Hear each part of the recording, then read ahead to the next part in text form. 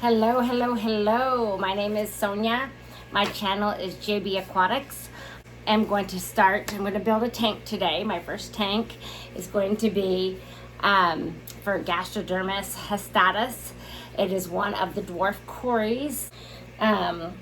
So this dwarf cory likes pH between 6 and 7.2. So I'm going to go on the softer side, try to keep between 6 and 6.5. It wants a temperature between 72 to 78. So I'm going to aim for 75, 74, 75. So I'll need a heater because it's a really tiny fish that really does need kind of a community breeding, densely planted and decorated tank. 20 gallons is appropriate because for these smaller cories, they really do like to school and shoal. And so they tend to do better breeding in larger groups. So I'm doing a 20-gallon tank, and I'm going to do a natural hardscape design, and I will be adding a lot of plants in a week or two. So let's get started. Oh, one other thing I do want to add is that this fish is going to really benefit from frequent water changes. Breeding a really small fish like this that's sensitive, you really do need to make sure and keep the tank stable. So that is the goal. Okay, so I'm going to go with this piece of driftwood there, which I think is really lovely, and it should provide some tannins for the tank. Basic aquascaping techniques as well. So I want to keep, I'm going to do this. I actually sketched this out ahead of time. So I kind of want to keep, there we go, a line. Oops, I might have actually gone this way. Here we go. I'm going to keep a nice line so I can have a separation of aqua soil for the dense planted plants, as well as a nice soft substrate. Most of us know that cories really like a sand substrate and the substrate. Okay, I had actually sketched this out ahead of time, but I did have to end up changing a couple of my rock choices. Rock here, that particular rock right there, when these river rocks are wet, they'll have some nicer colors. I don't know if I like that there, so I might put that right there.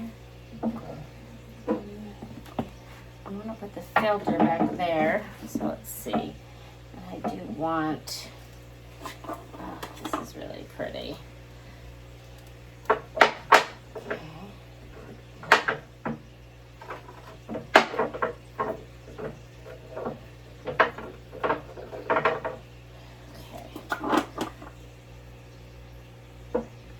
So here we are, but I added some aqua soil in the back pockets. I'll probably add a little bit more. That's where the long, taller plants, background plants are gonna go.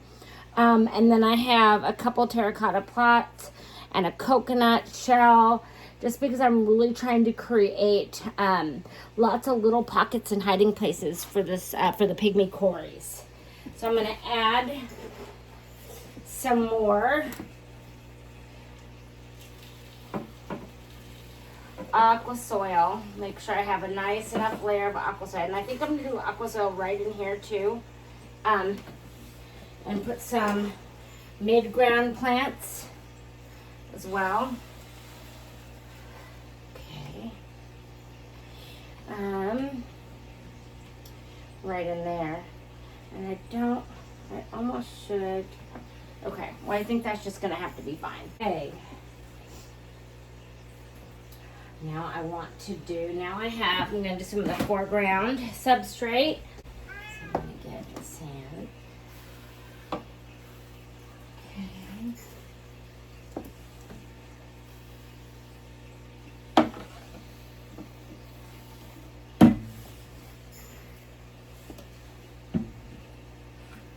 I'm going to let that kind of fill in some of these areas here.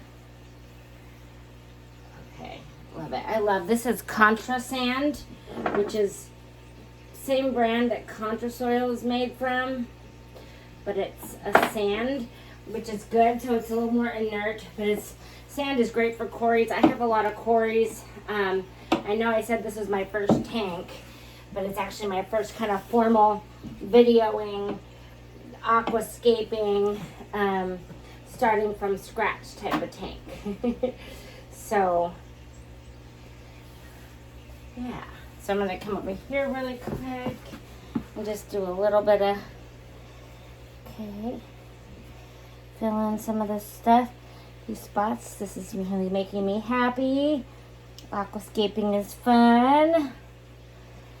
Okay. All right. Okay. So I got my, and doing it this way really saves the Contra Sand as well. But it's just enough so the quarries can get in there and have a little bit of sand. But you know, hastatus tend to be, they like to mid-water swim as well. So what we're doing is we're doing a lot of dense cover and lots of hiding places, but then also places where they can swim. And I'll have a lot of Java moss and everything in there as well. Okay. I'm going to use a brand new, and I probably actually should have set this up ahead of time. I'm going to do a brand new aquarium co-op. Easy flow. A little bit, and it's of course a little bit too tall for this tank. Yeah. Okay, so I might just do just like that. And I should actually attach the hose while I'm at it. So now that we're getting water in this tank, we're starting to get a much better image of it with less reflection on the glass.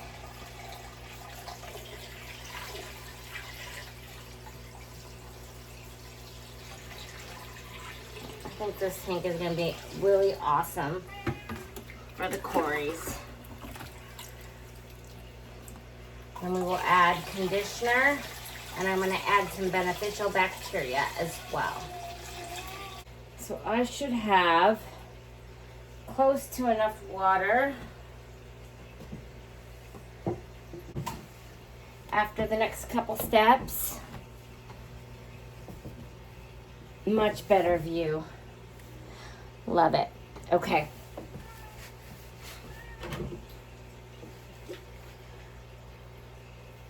Okay, so now I am going to add the dechlorinator, and I'm using Easy Dechlorinator by Aquarium Co-op, and this is super concentrated, so you only need 1 ml per 20 gallons. So, I'm sorry, per 10 gallons, 1 ml per 10 gallons.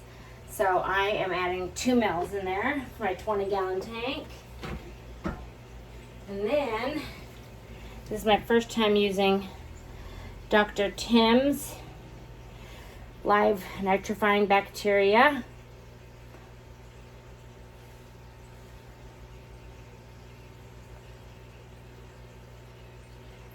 Shake well and dose 10 mils per 10 gallons. So 2 capfuls per 10 gallons. So I need 4 capfuls.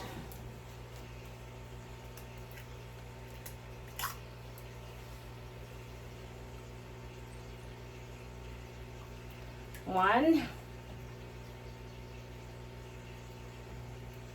2, 3,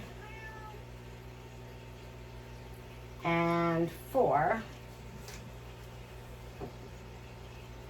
And now it's time to turn on the air.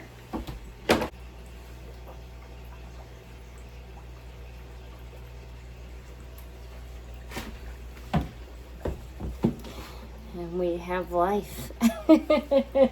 Okay, so we have our sponge filter going. We've fixed up most of the little messes, but I'll probably clean that up later we're going to test the water and then let this tank sit for at least 3 or 4 days before adding plants. And then we'll test the water again. And I am using Aquarium Co-op's multi-test strips.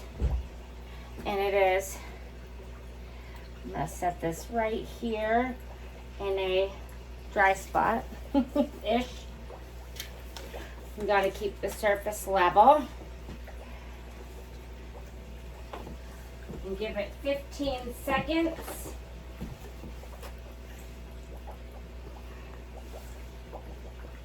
To see where our water's at.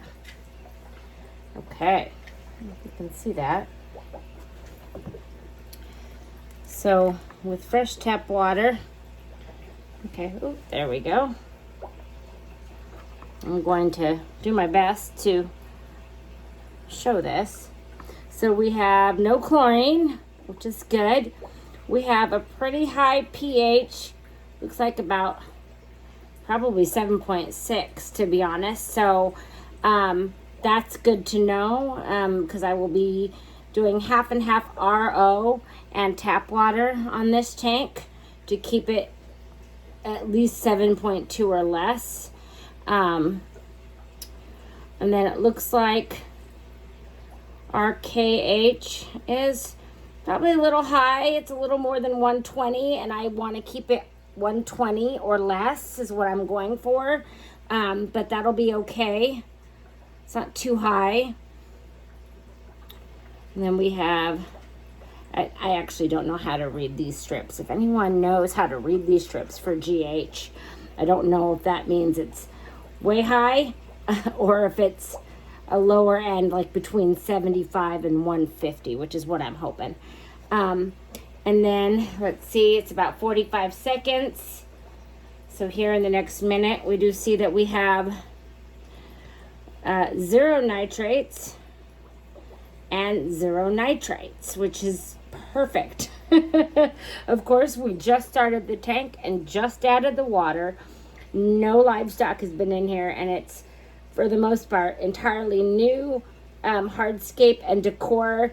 A couple things I did reuse. I made sure to, I wanted to start fresh on this tank, so I did a hydrogen peroxide soak on, and I boiled the rocks and did a hydrogen peroxide soak on the coconut shell, which is the only thing that I have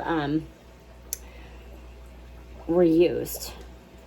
Oh, I did actually also on the heater. Okay.